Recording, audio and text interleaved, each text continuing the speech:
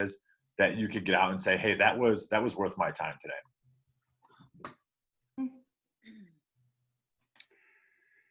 I'd like to get some ideas on big rocks other than financial. Okay. What does that mean? Well, I've always struggled with big rocks, I guess because I don't think out of the box enough. But, my big rocks have always been, financial goals. And I think, and actually that works because, I've achieved some and I'm on the path to achieving what I wanted to, at least the first level. So I really think I need some big rocks more along the lines of personal, just something other than financial. I don't know what else to say. Cool. Love that. There's a lot more than financial, believe me. Yeah. So help me. Yeah, we'll go through that. Yeah, that's good. Good. Who else? And by the way, Ken, we're going to go through a tool today that you'll be able to use and something that I use to help me with that. Financial and other things too. Anybody else? Denise, Michaeline, and Sandy, or Hannah, anything else that you guys want to get out of today? I guess just how not to let the little rocks overtake the big rocks. How to kind of, we have a lot of little rocks that kind of nag at us, and keep the focus on the big rocks and not be so consumed with the little. Love that. Good. We're gonna cover that today, so I'm glad you brought that up. Anybody else? What else do you guys want to get out of today? Sandy, you started talking first. I guess I'm just looking for new ideas. I don't know. I, had these big rock classes before and, ideas. I guess just something new, something fresh, something I haven't heard before. New ahas. I don't know. Good. I don't know what you've heard before, so we'll see. I'm gonna give it my all. Yeah. Okay. We'll see. I think you'll be able to take away from this class something that will be different than what you've heard before. Maybe not. I don't know. We're not reinventing the wheel, and it might just be hearing it a different way sometimes. Or that's good. Sometimes that's good. Your life and what you hear at a certain point. Like I've read the MREA book, I don't even know, 20 times now. And every time I read it, I'm at a different point in my career, my life, or my business. So I get a different based on where I'm at. It's I think that's, yeah. Like, you never stand in the same river twice, something like that. So that's so you never know where you're at, what you might get out of it. Good. Who else? Michaeline, do you have anything? I think I'm Sandy, but she's been doing this so much longer than I. But it seems like whenever my rocks are always awesome, except that now I think my rocks are going to have to change hugely for 2021. Because as much studying and reading and I don't mean just KW, just everything, it is never going to be the way it was before. And I'm okay with that because I've seen so many changes. I'm probably the oldest person on this Zoom today, but I want it. Like, does that sound ridiculous? Like, I'm done with those little rocks, Janice. I can't be dealing with that anymore. So now I want the big rocks and I want them to stay. I want them, and if I reach them, that's awesome. But my kids are the little rocks. They're the ones that have to get through their own shit. And I just want to be able to be where all of you are now. And just knowing that you're all here to figure out where you're all going, I'm going to go with you. I love that. So there is always confusion. Big rocks sounds like a funny thing. And so what I want to do to start this off is I want to play a quick video. My favorite, it's an old video. It's not like some new, exciting, really fast-paced video. It's from Stephen Covey. He's sort of the one that invented this idea of big rocks versus little rocks versus sort of the sand and the pebbles. Can you guys all see my screen? Mm-hmm. Yes. Okay, so I'm gonna play this video. Can you guys hear the volume on that? Elizabeth. Yes. Work life. Thank you. Family life as well. Mm-hmm. Children. Not yet. Not yet. What's the nature of your work assignment? I direct an international firm. An international firm. Mm-hmm. So you really are interfacing with all kinds of people in the firm and outside the firm. That's right. You want a rich personal life and a rich family life. Do you ever feel like you get bogged down in the thick of thin things? Yes. Well, that might be analogous to all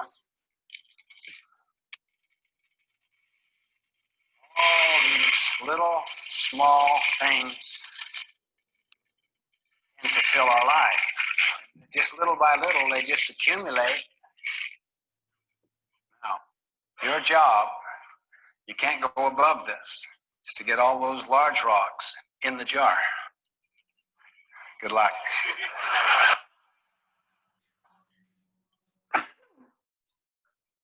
What's that one called?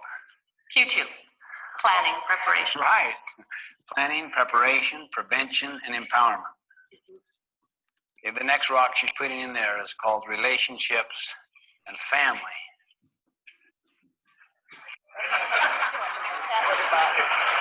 You didn't look at that third rock you put in there. That's employment, some key employment issue, and then you put major projects here. I can't get it above there. I haven't worked it yet. Oh yeah, that's right. Yeah, that's fair. That's called service, community, church.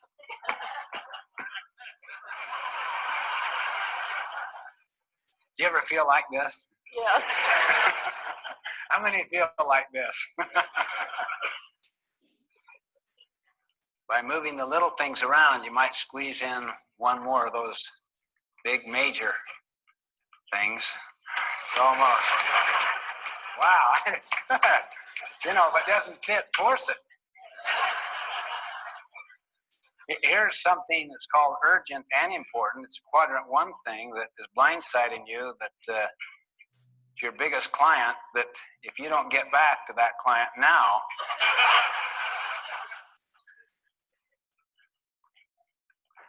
you've given up your vacation.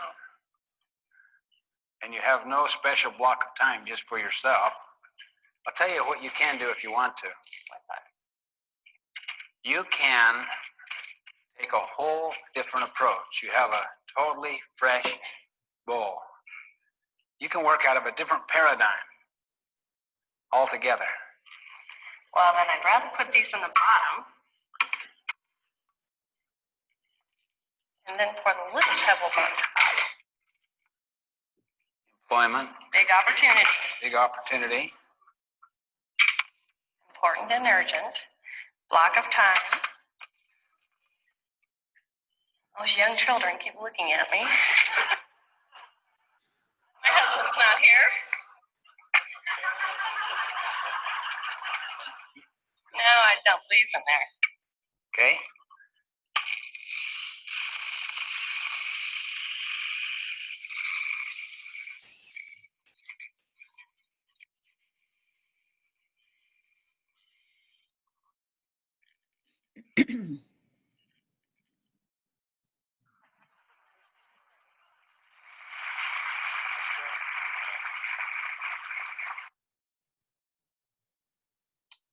What does that video show? Focus on the most important things first and the other things will fall into place. Yeah. How many of you guys struggle with that in our business? All the time. Yeah, and I still do too. I'm not perfect at it. So when we look at our business and our industry, what are our big rocks? What are like actual specific examples of what big rocks are?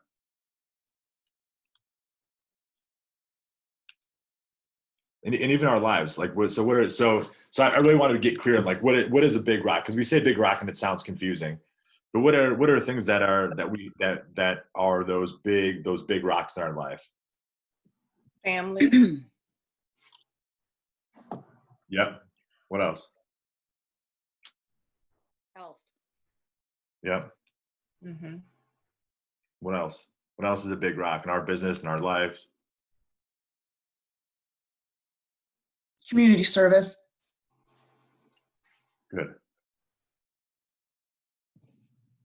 What about the business side of it? What's a big rock in our business?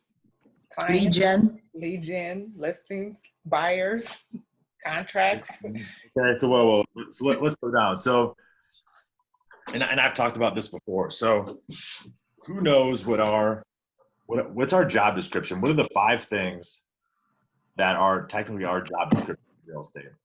Does anybody know? Can anybody rattle them off?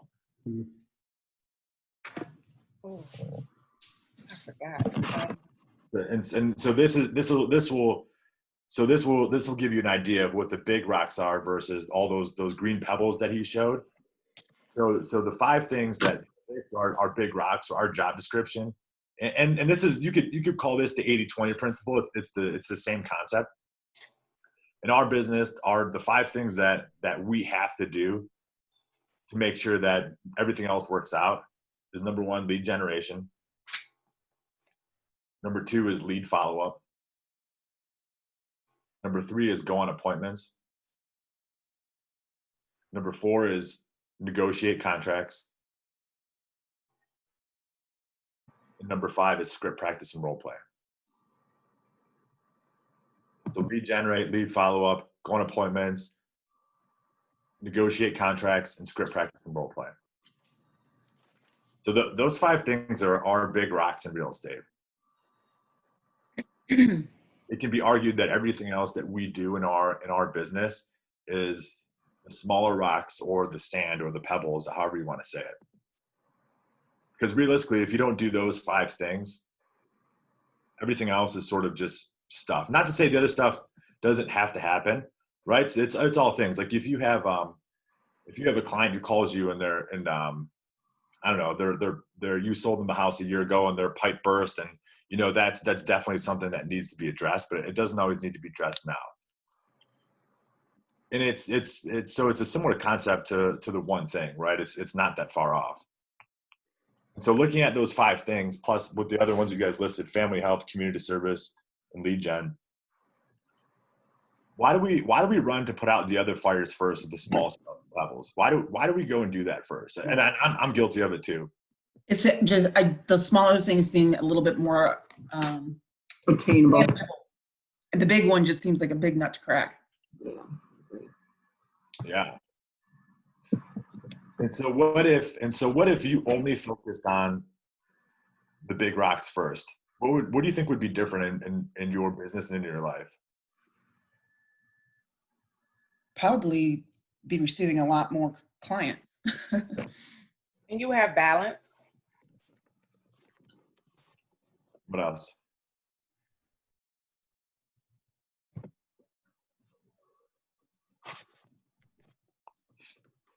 I think you would feel more accomplished. Yeah, 100%, right? And so we know what these big rocks are, and maybe we didn't before, right? And so now that we know what they are, and you focus on okay, well, I know that every single day I need to lead generate, I need to lead follow up, I need to go on appointments, I need to negotiate, and I need to script practice role play. Like I need to get better, right? And if you focus on those things first, everything else works out, right? And it's the same as the 80-20 principle. The 20% of your activities make up 80% of your results. So it's the same concept with that. And so the question is, how do we focus on those big rocks? How do we stay in line to that? And there's a few ways you can do it. There's a lot of different tools that you can use that are out there. So for me, you know, I'm a big fan of setting goals and staying on track to get them. Right, like it's in a lot of times what we do is we set goals at the beginning of the year, or the end of the year, whatever it is, and then we set them and we forget about them forever. And so what I want to talk about today is it's a tool. It's a Keller Williams tool, and I use it. I used to never use it, and in the past couple of years I started to use it. It's a tool called the 411. Does anybody in here use a 411? How are things going? Created one probably 5 times. Created it 5 times. Yeah. And you don't stick to it? Yeah. I couldn't even tell you where to find it right now. Sorry, I'm being transparent. No, it's great. Because I've been there too, right? I've created like, I'm going to do this. This is going to be an awesome thing. And I didn't do it. And so with a 411, it's something that what I do is I set a reminder that I literally block time in my calendar to do it first thing on Monday morning. You have to set an appointment with yourself to look at it. And so I'm going to show you guys a few examples of what a 411 can look like. And essentially what it is, a 411 is a tool that you can use to keep you on track to hit your goals, right? And what the idea is, and I'll show you guys an example. It's everyone sets yearly goals, right? So we all set those goals, right? And if you don't, we'll do it in our business planning here in a few weeks. So we set our yearly goals, and then what happens is, based on those yearly goals, we want to set a monthly goal. And then once you know what you need to accomplish each month, you literally, so that's what I do every single Monday morning. I set an appointment with myself to look at my week ahead and go, here's what I need to accomplish this week to make sure I hit my monthly goals, which will in turn make sure I hit my yearly goals, right? So a lot of times what we do is we just set these big yearly goals, and then we never touch them again. Maybe we think about them here and there, but that's it. So I found the 411 to be a tool for me that's really powerful. And look, am I perfect with it? Absolutely not. Do I skip some weeks sometimes? Of course I do. Like I'm not perfect. And when I look at it and I'm using it consistently, I find that I'm pushing what I need to do I'm pushing my business forward. I'm pushing because what happens is I'm focusing on the things that I need to get done and that are important to me, not running around just helping everybody else do what's important to them. Right? Like we get clients, we get everybody calling us, pulling us in 10,000 directions in our business.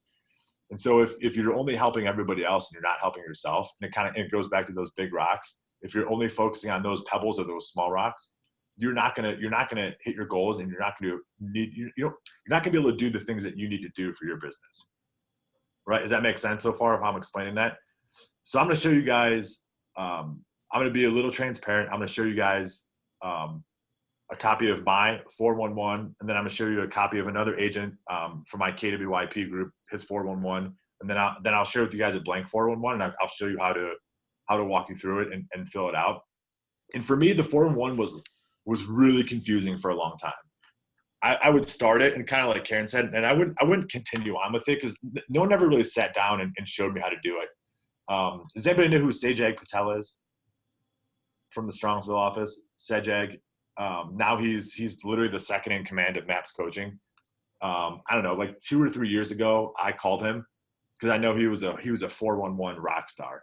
And I called him and I was like, I'm confused on the 411. I don't understand what it is, how this works. So I went to his office and he showed me how to do it. And it's what he does with the biggest producers in the country. Because he coaches the top agents in the country, and he showed me how to do it. And it was like a light bulb went off in my head. I was like, oh, that's really simple.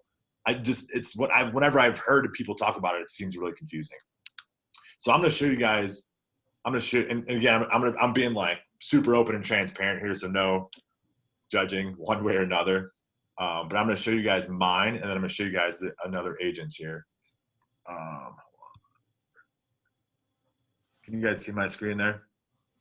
Mm-hmm. Okay. So this is my 411. And this is from June. And so look, if you see the top, and I have a few different things that I do, so I have them separated out. So if you look up here where I'm circling now, where it says my yearly goals. So this top section here, these are my yearly goals. Okay.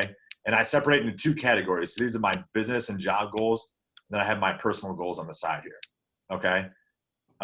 So in my business and job, so these are my yearly goals. So this is my real estate team, right? This is the market center big goals. This is sort of my Keller Williams goals. And then this is our realtors winning goals, which that's sort of fallen off. And as I add more things or add businesses or add projects or whatever it is that I'm doing, I like to set goals around them because I want to know where I'm going with it. And you guys have probably heard me say this before. Like I'm a big fan of setting these really big goals.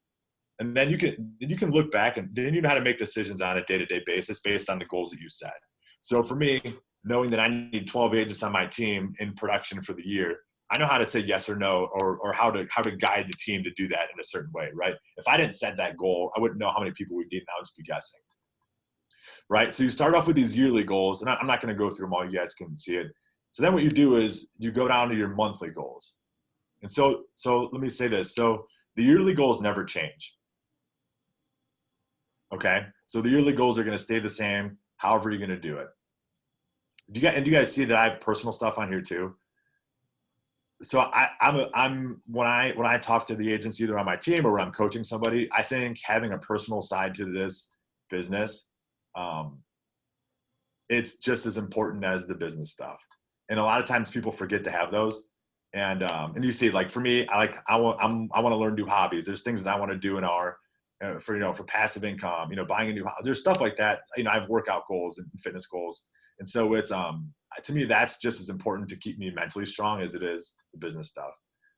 So then what you do is you basically take the yearly goals and then you go, okay, what do I need to do this month in turn that I need to hit my yearly goals?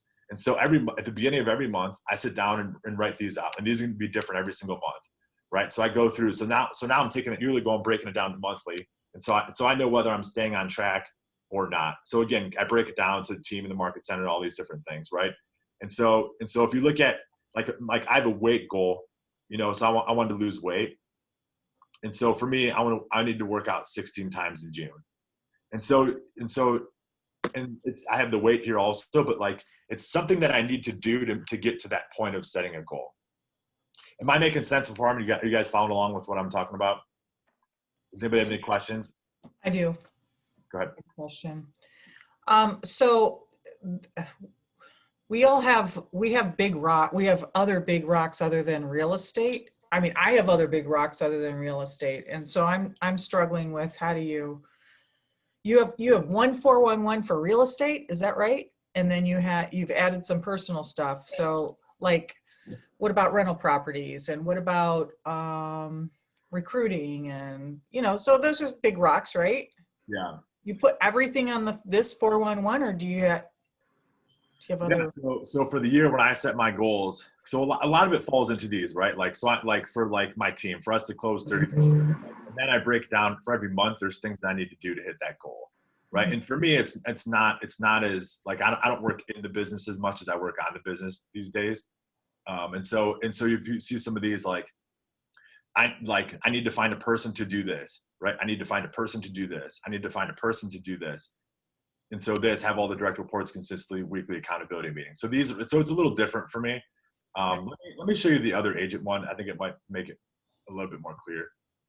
Hold on one sec.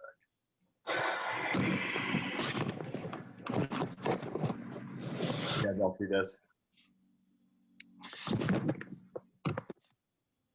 Okay. So this is for an agent in production. So again, mine's going to be a little different because I'm not in production. So he separates his, and there's everyone does a little different. So he separates his job versus his business. What's the difference between his job and his business? Why would he separate that out like that? He has some individual goals and then overall business goals. What's the difference between his job and his business?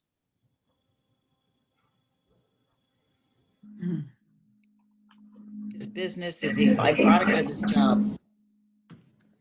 The job is production, right? Yeah, his job is helping buyers and sellers, right? His job is actually working with the clients. The business is sort of the bigger side of what comes from it. Like for me, I don't necessarily work in the production side as much, but I work on the business all the time, right?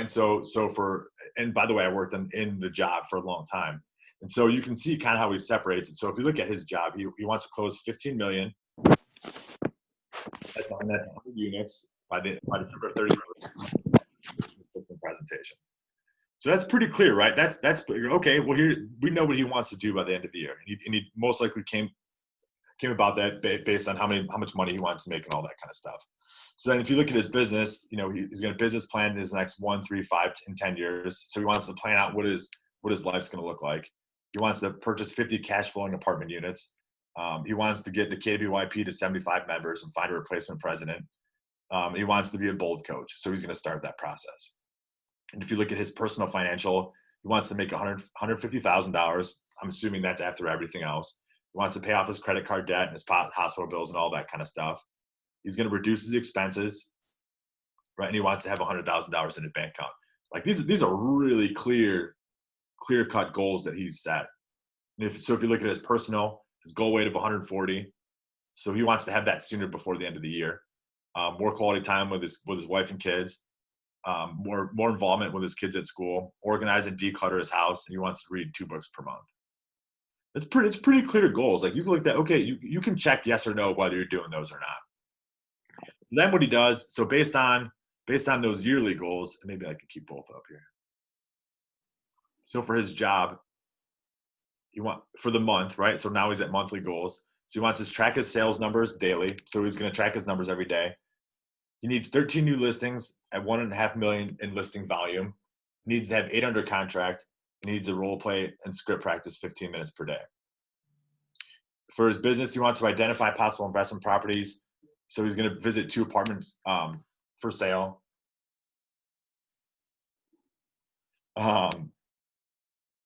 So need to have, wants to fill one of the KBYP members. He wants to focus on building his database in command, finish growth plan for 531 years of family reunion, right? So I'm going to go down. So for the month, he wants the weekly budget review, update net worth. What is So it's interesting, right? So he has all pretty specific things that he needs to do this month. And so here's my favorite part of the 401, as I'm going to go down, and we have not looked at this yet, is this is where the weekly items come into play. So I'm going to call these the monthly and yearly spaces that are filled in here. These are goals. I'm going to call it the weekly items are your action items. So these are the things that you need to do each week. And so when I sit down, like I said, I do mine Monday morning. I think about what do I need to have happen this week in order for me to push my business forward and hit my monthly goals. And so he has these all filled out.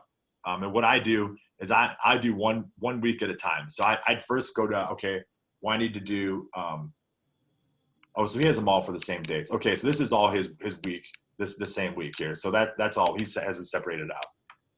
And so what he would do is you would take this chunk and you would redo this every single week. So you have 4 of these, however many weeks are in a month, right? Are you guys following me so far? So if, let's say this is the 2nd week, I don't know, maybe this is the 3rd week of February, let's just say. So he knows so he would sit down on either Sunday night or Monday morning. And he'd sit down and go, okay, what do I need to accomplish this week to push my business forward? So he needs to make 25 contacts. He needs to set 2 appointments. He's going to track all of his numbers every day. He wants 1 new listing. He's going to script practice and role play for 15 minutes a day, right? So then he's going to recruit a new member for KBYP. He's going to look at his 401 every day, do his MAPS coaching, add 10 contacts to command. He's going to reflect about family reunion. He's going to, again, these are based off of these same columns, right? So that's his business. Now his personal financial. He's going to review his budget and expenses, apartment investment property, drive an area, write down 10 apartments to call, update his net worth on Sunday. And then for his personal, he's going to read shift, work out 4 days, eat healthy, weigh 152 pounds, go to church on Sunday, and have a date night. And so so he writes these out at the beginning of the week. And so to me, that's the key, and that's the powerful piece of the 401, is that you sit down each and every week and you write out what you need to have happen to push your life forward, to push your business forward. What do you want to have happen? And do you think by him writing these out every single week, that helps him stay on track to hit those? Yeah, 100%. Absolutely. And so to me, I want to make it really clear of the biggest thing, and this is what I was confused on forever, is I thought I was setting weekly goals. What you're actually doing is you're setting weekly action items. So things for you to do. So to look over at mine, we'll jump back over it, and I apologize if I'm jumping around a lot here.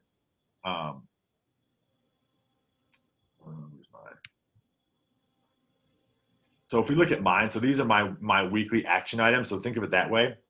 So I need to introduce and teach 7 conversations with our team. I need to assign recruits, and that's a whole, I don't want to get into what I kind of write shorthand sometimes. I need to call through. So these are action items. So these are things, it's almost like my to-do list, but it's also, it's like sort of it's my big rock. So we generically say that our 5 things are the lead generate, lead follow-up, go on appointments, negotiate contracts and script practice and role play. And so what's lead generation, right? And so that maybe that's something different for everybody. And so for me, it might be call through recruits. Like it's what exactly are you going to be doing for that lead generation? And maybe it's, and for you, maybe it's do an open house this week, do an open house on Sunday. And if you write that out, either Sunday or Monday morning, you're going to do it. And for me, I like having little check boxes to know whether I do it or not. It's just the way that my brain works. And so it's sort of my checklist of things that I need to do to make sure I'm pushing the business forward every day. So I'm gonna stop that there, and I know that's it's really deep and heavy. Give me sort of your thoughts on how you guys feel about what I just showed you. I love it. It seems so simple, but you just have to execute it. I noticed though yours is on Google Sheets. That's part of my problem. I mean, writing it down or getting it into some kind of a format like that. It looks like the other guy that you were showing us, was that through command? Is there a way to type all this in through command some way or not? I don't know what his is. He just sent me the PDF. Okay. I'm sure at some point they'll have this in command. Yeah. I like Google, so I created this, or maybe I did. I'm sure one of my coaches did at some point. Then they shared it with me. I'm sure I tweaked it. I'm going to share a blank copy with you guys. So you can all use it. And again, the easiest way to do it is I literally have it blocked off on my calendar every Monday morning at 8:30.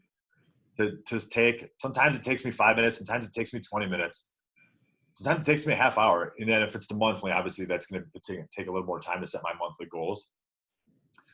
But when you do this and you have a weekly appointment with yourself to do it, it just gets you thinking about what you need to do. So something I used to do is I used to just rush through it to get it done. Well, I'm just going to do it because I need to do it because I'm supposed to do it. But if you actually sit and reflect, if you look at the week behind you, okay, here's what I did, here's what I didn't do. And by the way, if there's something on the previous week that you didn't finish, it should always be moving forward to make sure that you're still doing it. Like, I don't know, let me show you an example of what I mean by that. Like I'll go back to mine here. So I don't know, I'm just looking at example. I don't know, whatever. So I didn't message all of these Indeed people. Like technically and I think we ended up doing that. I think it was just someone on our team that did it. But I should move this to, if I didn't do it this week, I would move it to the week 3. And if I didn't do it again there, I would move it to week 4. Then if I didn't do it there, I would move it to the next month. Right. And if you go a certain point in time that you don't do that, you need to take a step back and go, is that something that I really need to have done? Or is it not? And if it's not, then you take it out. Because you're not going to do it. If you keep putting it off, it means you're just not going to do it. So I'm going to share a blank copy of this with you guys. And I would challenge you to try to fill it out.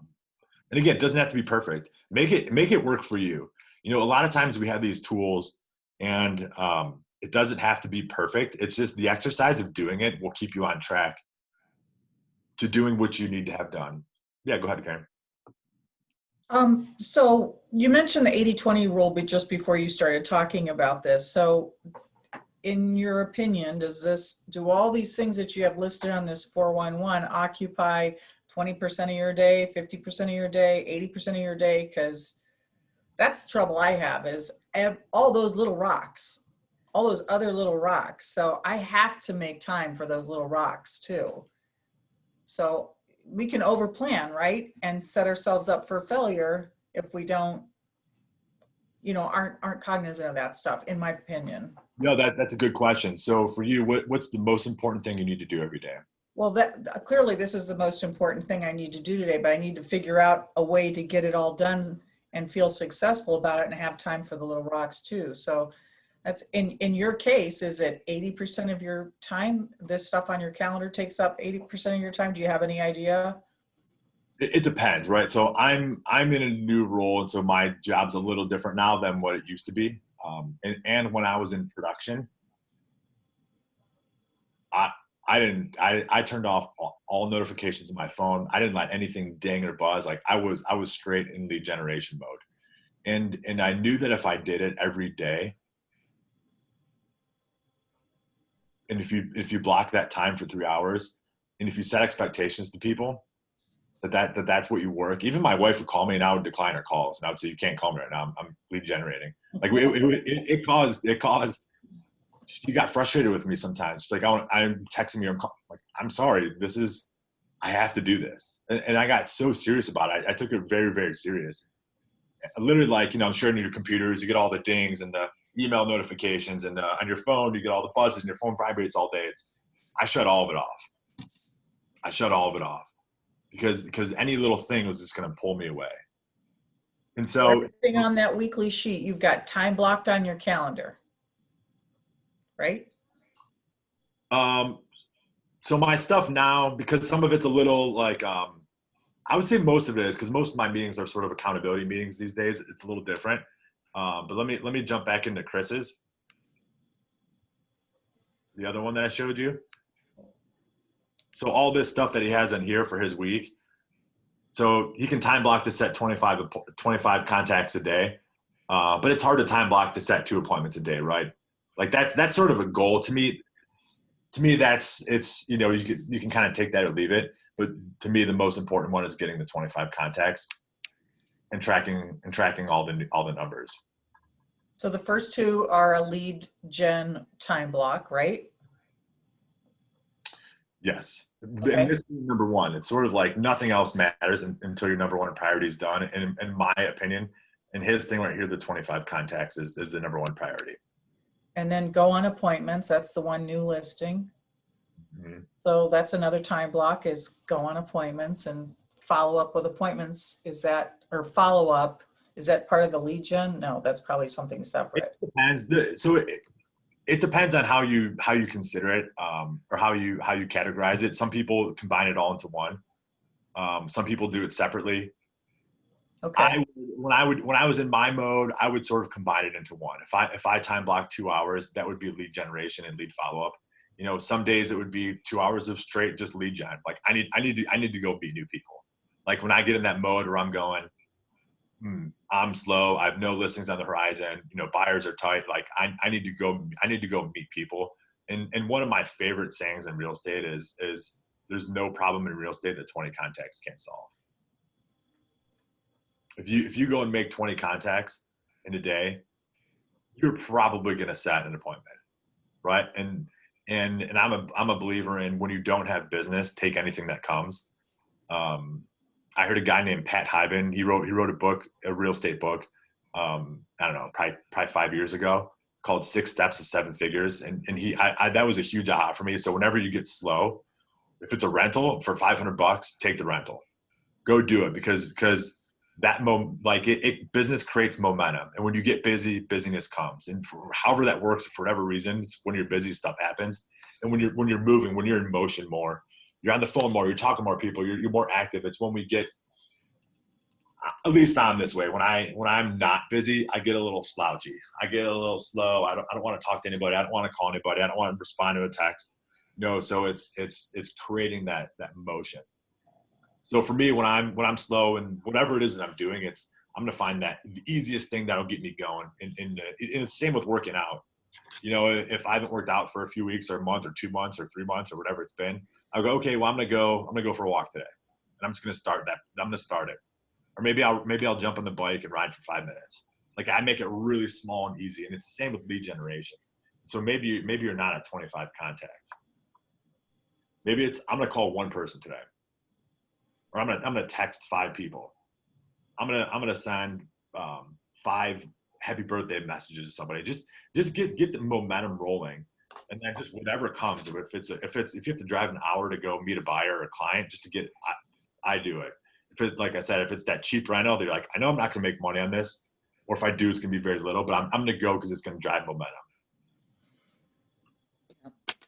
Does that make sense of how I'm explaining that? Oh, yeah.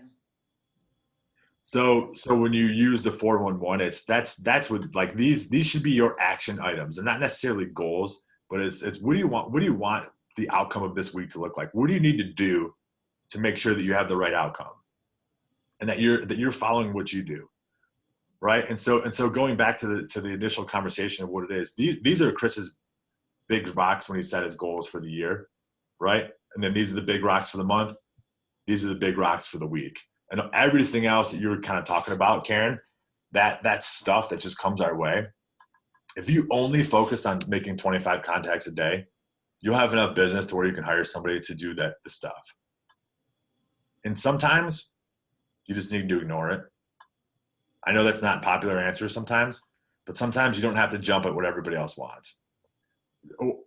Or this is a tough one for real estate agents too, is you have to say no.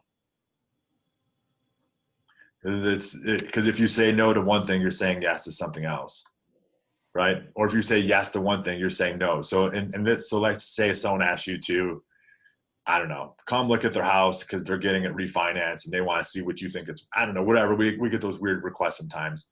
And if you say yes to that, it might take you 2 or 3 hours out of your day. You got to plan for it. You got to run comps. You got to go look at the house, whatever it is.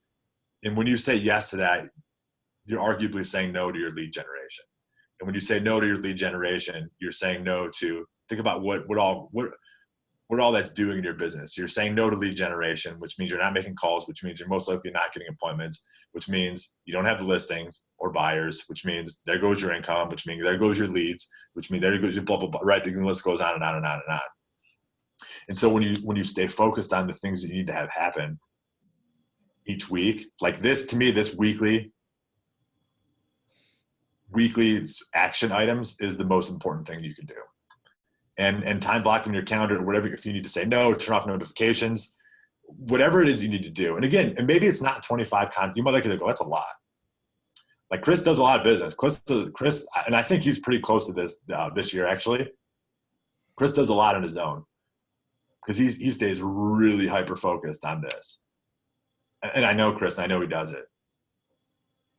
And it's not, and I think sometimes what we do is we see these people go, how are they selling so much? They're really good at this. And this is different for everybody. You know, for Chris, I don't know. I don't know what it is. Maybe he calls 25 FSBOs. And maybe yours is, I don't know, doing 25 pop buys. I don't know. Or doing 1 open house a week or 2 open houses a week. You know, whatever it is, you need to do that to get that number. So Chris does, so 25 times 5, what is that? 250? No. How many contacts is Chris making a week?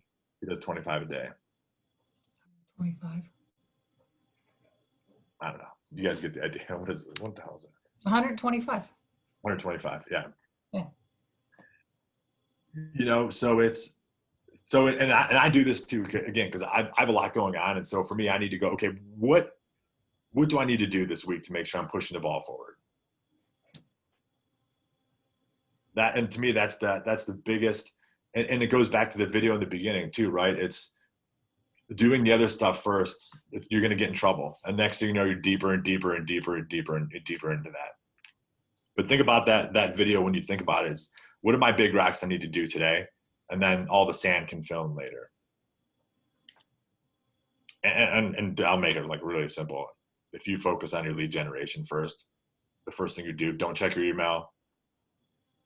Don't call clients back. Don't do their stuff. Wait. And like you guys even see Michelle right now in the office, how she has that email thing saying she checks her email between 3 and 4. That's for her MAPS coach. That's not for me. That she didn't make that up. She was super busy and she wasn't getting all the things she needed done because she was so busy. So her coach was like, okay, well, you need to set expectations for people. And again, her setting expectations to the people in the office is not all that different from you guys setting expectations for your clients. If you say, I'm proactively prospecting for buyers for all of my listings between 9 and 11 o'clock every single day, people are going to get it. Or just don't call them back, or just say, I'll call you back at 11 o'clock. Or whatever time it is. Or I call people back between 3 o'clock and 4 o'clock. That's when I respond to voicemails. If you set that expectation to people, and then that's what they know. We don't have to just run and jump at every single thing that comes our way. We know we want to do it. I want to do it too. Sometimes we just live in our email and just respond to emails all day.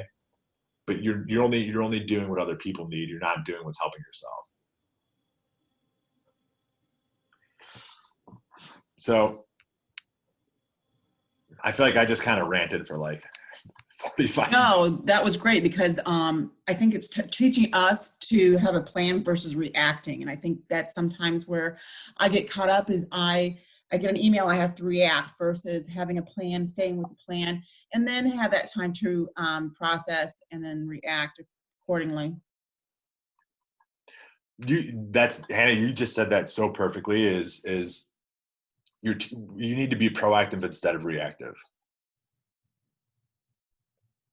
And it's like for me, like when I knew I wanted to be an OP, like you're darn right, that was something that I looked at every week and go, how am I going to get one step closer to being an OP? Who do I need to talk to? What does that look? And it's different every single week. Like maybe this week would be send the RD a text message saying what a great class something was. I don't know, like whatever, right? And it's all little things like that, and it could be just something as little as that pushes forward to go, okay, I'm inching it forward. I'm building a relationship with somebody, and it's the same thing. So whatever you want to do, if you want to buy your first investment property, you can go, okay, well, I know the goal is to buy an investment property. If you scale that back, though, okay, what do I need to do this week to get to the point to where I need to buy an investment property? And that might be, okay, well, how much money do I need to buy an investment property? $30,000, whatever, for a down payment. I don't know. So if I need $30,000, so then you can break down and go, okay, well, that's 10 sales. I'm gonna take 10% off of 10 sales or something. I don't know, I'm just making this up. Okay, so I need 10 sales to get my down payment for my investment property. Okay, so how do I get 10 sales? Okay, and maybe that's 10, so what do I need to do to get an appointment, which will lead me to a sale, right? And then it goes back to lead generation. And then you go, okay, lead generation, cool. But what am I actually doing for my lead generation? Is it an open house? Is it, am I going to do a Facebook post today? Am I, so you can literally take everything back, and it goes to like, well, what do we need to do every single day to inch forward to get to that goal? And it's the same as working out. It's the same concept. Like for me, I set my alarm every day for 5:45 to make sure that I'm getting up. Some days I don't do it. Some days I do. But for the most part, I do it. I do it more times than I don't. Because I know for me that if I do that, it leads to everything, right? So if I set my alarm for 5:45, I know that I'm up. I work out. I know that I go into the day more energized. I know that I'm going to be more productive. I know I'm going to be more positive. I'm going to have better meetings. When I have better meetings, I'm going to get better results, right? So it always goes back. So I know for me, it stems back, but I have a better relationship with my wife, like, because I'm not crazy. I'm not always frustrated, right?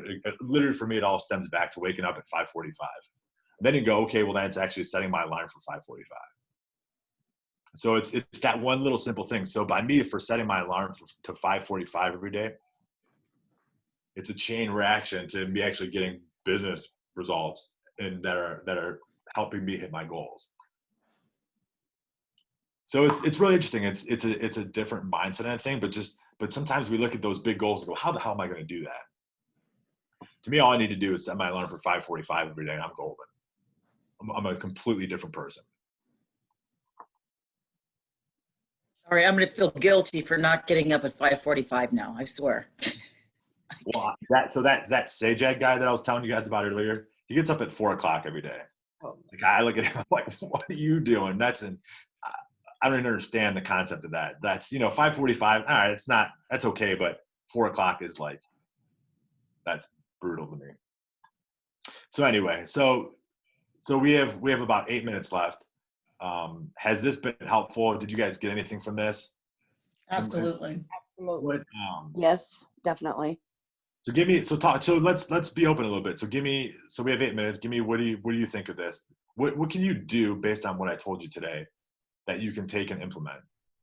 Well, first of all, I'm going to be able to actually put it down to paper. So it's black and white. It's in front of me.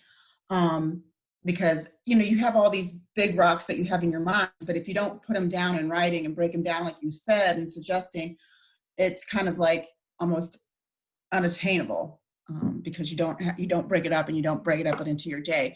So that's the one thing I'm going to do is put it on my calendar on a daily basis on what I need to do, my time blocking, X amount in the morning. Yes, that 5:45 sounds daunting, but I think that's something that I need to implement as well, just so that I can get those bigger rocks moving forward. I'm gonna wake up at, I don't know, but I'm just gonna 8 o'clock. Why don't you try 7:30 and see what that does? Or wake up at 7:30 and go for a walk around or whatever. You know what I mean? Like, it doesn't have to be this massive big change. Like, I'm gonna make that really clear. It doesn't need to be this huge, I'm gonna just change my life and just change everything. It's just baby steps. Yeah, I'm gonna be honest. Like I probably wake up at 6, but I lay in that bed. Yeah, I watch the You news. gotta think about stuff and over worry. I just sit there. And so getting up and moving and actually doing something with that time that I'm letting waste, kind of just laying there, would be a big thing. And I would probably get more accomplished in my day if I can do it before my son wakes up. Once he's up, my day is like.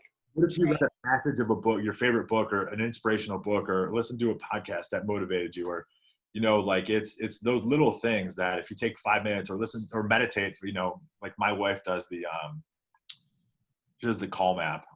I have that too. She does it, you know, not all the time, but she does it, and it helps her mindset. And that works for her. She doesn't work out, but that's her thing. Mm-hmm. You know, so whatever your thing is, and again, we're not perfect by any means. She doesn't do it every day, and she doesn't. Yeah, it can be. I think just establishing this 411 for the rest of the year, so that you know what targets you're trying to hit. Because right now, you have it in your head, but it's like hitting a moving target because you don't necessarily see it, and so you can get off track very easily when it's not in front of you. Yeah. Yeah, 100%. And again, it doesn't have to be just like blanketed lead generation or even blanketed 25 contacts. It can be schedule 1 open house this week. It can be do 5 pop buys. It can be call 10 old clients. It can, you know, whatever it is. It doesn't have to be the exact same every day. You can mix it up, mix and match it. That's why I wanted to show you mine, because mine's not perfect.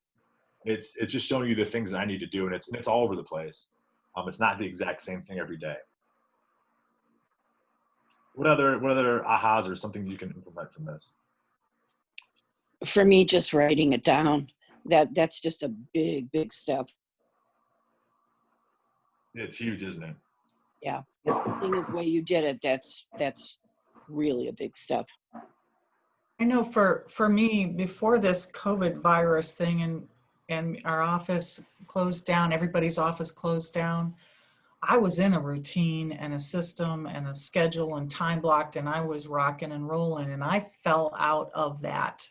Mm-hmm. And creating a new routine, a new system that works in this environment is the hard part for me. I don't know why. I mean, I was doing the Miracle Morning. I was doing all that. Just like you said, get up at 5:45. I was running with it and having great days and feeling accomplished. And now I'm going to bed at night and I'm not even sleeping because I'm thinking about all the stuff that I didn't get done.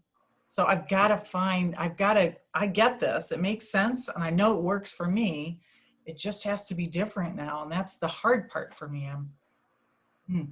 I think what's hard is when you're in the office and with other agents, it really kind of motivates you, and it drives you to do bigger and better. And you're talking to your team members and the great things you're doing. I mean, you see it on Facebook and you see all these great things, but feeling the energy, I think that's the part that I'm missing, is because of that motivational piece of being with your team members or being with other real estate agents in an office form.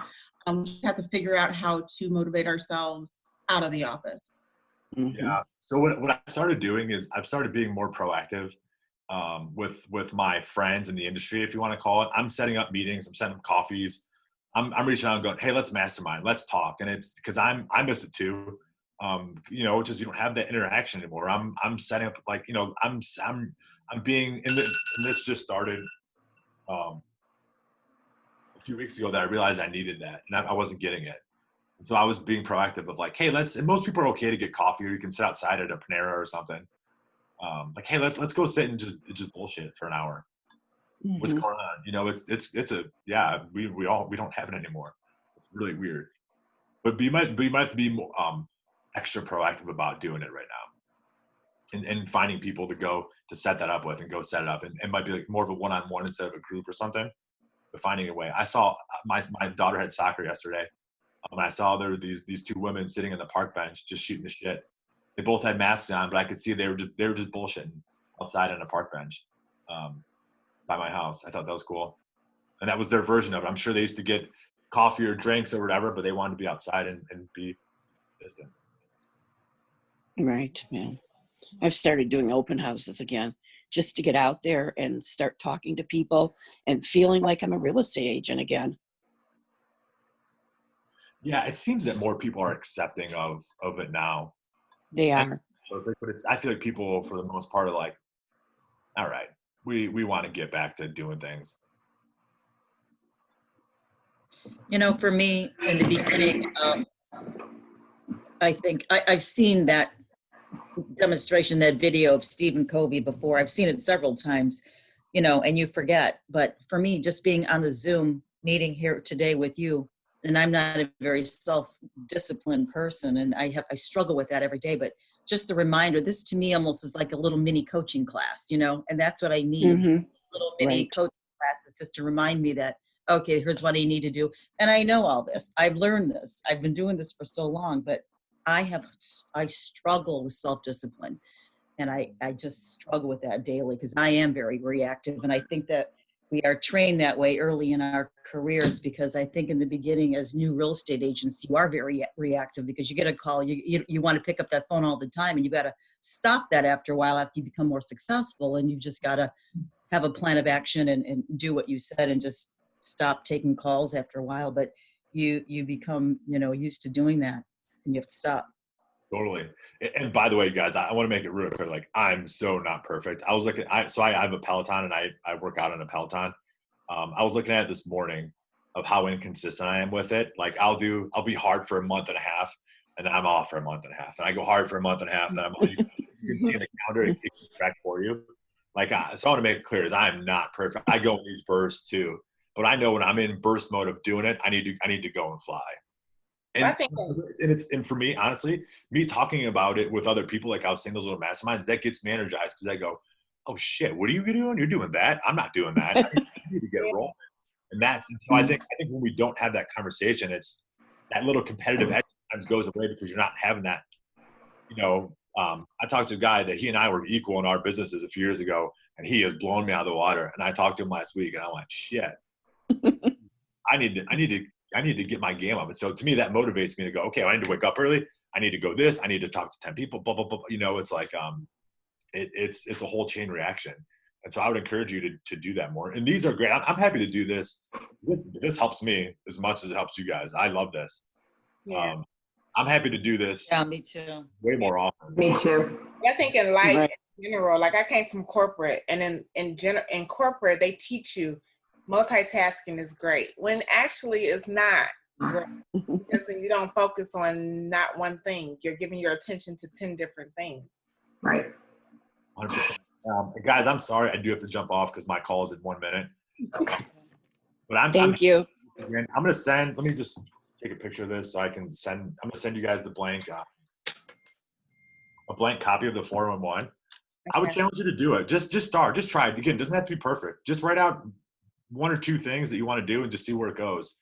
And if you want to send it to me to go, is this right? Am I on track? Am I, you know, I'm happy to sit down and go through with you guys to see what's working and what's not. Okay. Awesome. Thank you so Thank much. you Thank so you. much. Thanks, CJ. Bye, you guys. Appreciate your time. Bye. See you at 11.